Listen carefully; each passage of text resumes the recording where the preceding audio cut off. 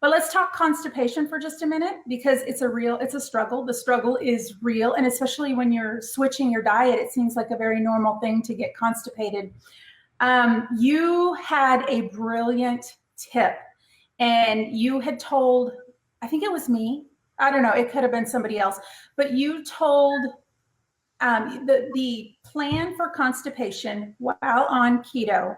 The tip that you gave was to take a spoonful of chia seeds, down it with some water, Yep. and do it for every hour until you go.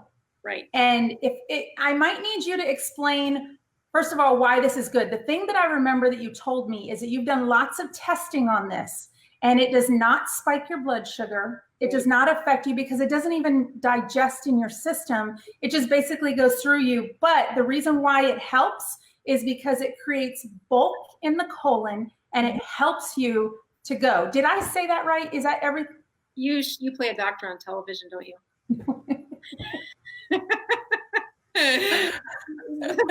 Well, perfect. No, it's exactly the right answer. You look at how can we use medications to help people with constipation. Those strategies are to either whip the muscles to strengthen the colon, or to stretch the muscles. And so a better answer on keto, the reason they're not going when they first go keto, or if they step up their game, is that the bulk of their food is so much less that they're not stretching their colon, which then doesn't have a signal. That their body is so used to that way of eating, it will reprogram. Your body is amazing how well it will respond. But that transition, it can definitely unsettle, to say it not nicely, unsettle people. God forbid if they have if they have diverticulosis. So yes, so my husband has diverticulosis, and the minute I mentioned a seed, he's like, nope, that will not happen. I am not taking a seed. I know that it will cause a flame up. I text Dr. Boz. She's like, fake news. So right. So if you look at, first of all, pretty much everybody over the age of 45 has some diverticula. Diverticula are little outpouchings that happen when your colon has been under stress and the wall has a weakness. And it's kind of like a tiny baby balloon that kind of puffs out. And once you stretch it out, sometimes it goes and recoils back to its normal look, but sometimes it stays there. So if you collect a lot of those little outpouchings, you can have danger. In fact, if you have read the book, most of you have read the book any way you can, Grandma Rose's problem that originally sparked her health to need a hospital was diverticulosis, where one of those little outpouchings got an infection in it. And that's what John's worried about. That's what patients are worried about.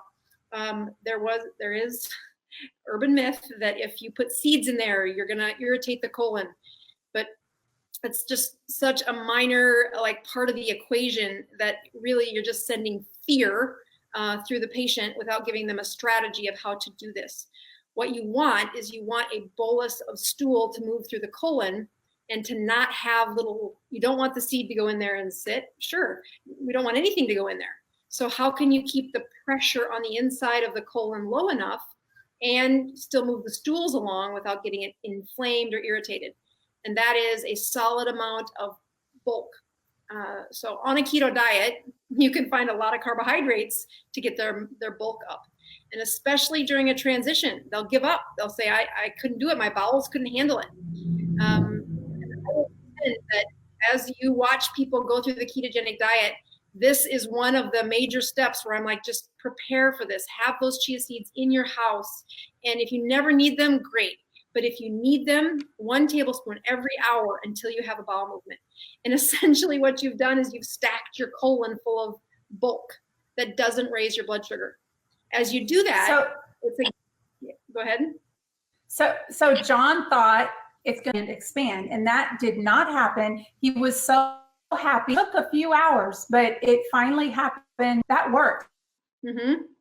It was kind of crazy. John was really scared to take anything with the seed because he had been told by his doctor for so long, you avoid seeds. I mean, even seeds as small as seeds for strawberries, broccoli that has the little tips.